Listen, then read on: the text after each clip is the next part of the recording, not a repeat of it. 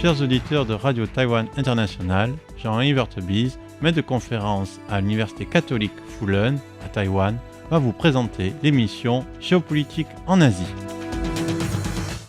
Chers auditeurs de Radio Taïwan International, bonjour pour ce nouveau podcast de notre émission Géopolitique en Asie.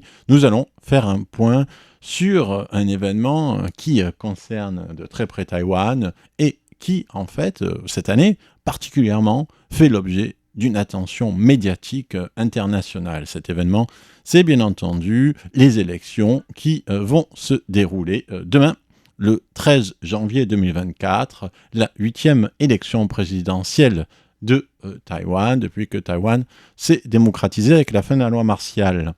Ces élections sont importantes, on en a déjà parlé, et à un jour, quelques heures du résultat de ces élections à la fois présidentielles et législatives, on va en fait faire un petit point, étant donné qu'il y a beaucoup d'interrogations de la part des médias étrangers, des médias français notamment, qui sont en nombre à Taïwan pour suivre l'événement, RFI, Radio France, Les Échos, Le Monde, etc. Il y a eu beaucoup de papiers dans la presse française et aussi internationale. Ce matin encore, dans le New York Times, un article très intéressant sur la démocratie comme menace, un peu ironique, du correspondant pendant très longtemps en Chine, New York Times, et beaucoup d'articles dans Libé, dans Le Monde, etc., sur ces élections qui, en fait, sont intéressantes à plusieurs niveaux. Et d'une part, elles sont intéressantes parce qu'elles ouvrent, d'une certaine manière, le bal de cette année 2024, qui est l'année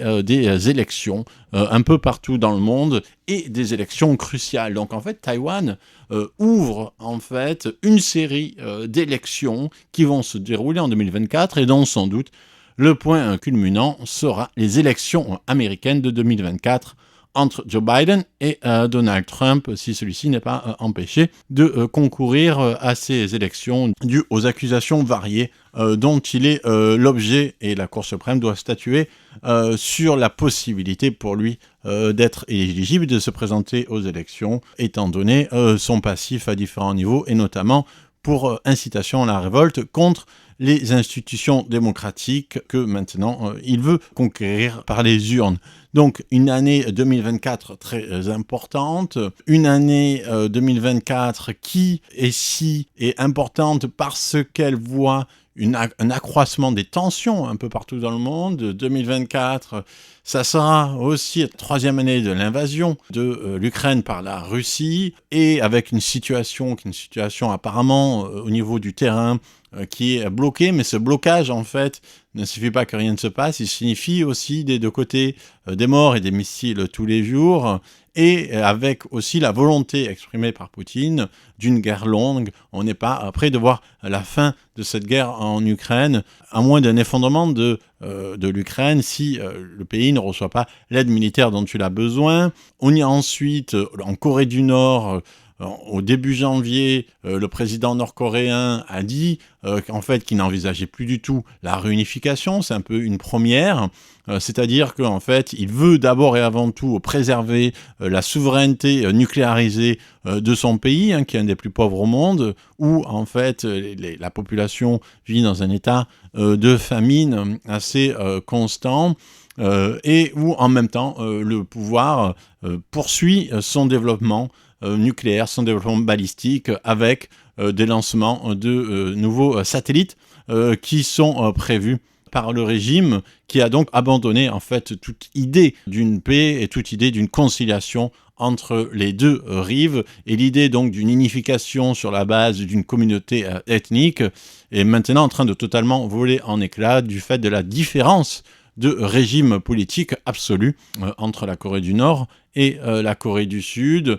Et 2024, c'est aussi, pour les vœux, l'année où Xi Jinping a dit à la fois qu'il allait continuer à envoyer des bateaux, des patrouilles vers les Diaoyutai ou les Senkaku, et ça on en parlera aussi, et c'est aussi l'année où il a dit, réaffirmer aux États-Unis, réaffirmer au public chinois le fait que Taïwan était une partie inaliénable de la Chine. C'est donc de Taïwan dont on va parler maintenant, de Taïwan et des élections taïwanaises. Donc, après cette synthèse sur les tensions qui vont gouverner l'année 2024, on va revenir sur le cas des élections taïwanaises qui ouvrent cette année 24 riche et sans doute pleine d'événements tout à fait inattendus. Donc, la première question en termes d'imprévisibilité, c'est est-ce que ces élections taïwanaises vont donner un résultat inattendu ou non?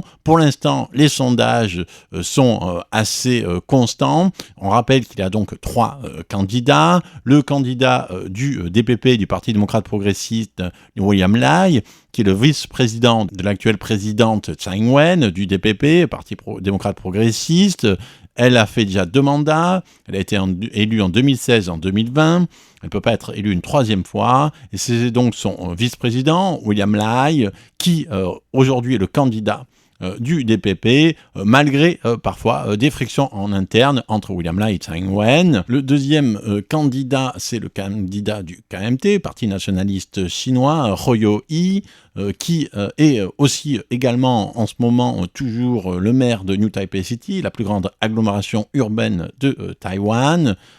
Et ensuite, le troisième candidat, et aussi dernier actuellement dans les sondages, c'est Ko Wen-je du TPP, un nouveau parti fondé en 2019 autour de la personne de Ko Wen-je lui-même, qui est l'ancien maire de Taipei, la capitale de Taïwan ou République de Chine. Donc ce sont 3 candidats. Pour l'instant, les sondages donnent William Lai premier, Hou Yu-ih deuxième et Ko Wen-je troisième. Ko Wen-je à 5 ou 10 points du deuxième. Et évidemment, la question qui se pose, c'est de savoir si les sondages auront raison ou pas. C'est difficile de statuer sur ce point. Il faut évidemment attendre les résultats des élections demain pour le savoir, mais déjà on peut noter que c'est une élection qui est nouvelle dans cette configuration. C'est la première fois que le troisième candidat est finalement aussi haut dans les sondages. Il y a déjà eu des élections à 3 candidats au niveau présidentiel à Taïwan, mais le troisième candidat, on va dire, naviguait autour de 5 ou moins %. Il n'avait pas véritablement un impact. Et là, il y a toujours ce troisième candidat qui est en baisse dans les sondages, à cause notamment de l'association ratée avec le KMT. Donc plusieurs incertitudes au moment où l'on parle, notamment le vote jeune. Est-ce que les jeunes qui ont soutenu la candidature Tsai Ing-wen en 2016 et en 2020, notamment liés à des événements politiques internes, les parapluies, la révolution des parapluies à Hong Kong et surtout celle des tournesols à Taïwan avant l'élection de 2019 et les révoltes à Hong Kong en 2019 avant l'élection de 2020. Ici, une grande interrogation, c'est donc ce vote jeune, c'est aussi une lassitude, une fatigue démocratique après deux mandats du DPP. Est-ce qu'il va y avoir une alternative? Est-ce que cette alternative va se porter sur le troisième candidat?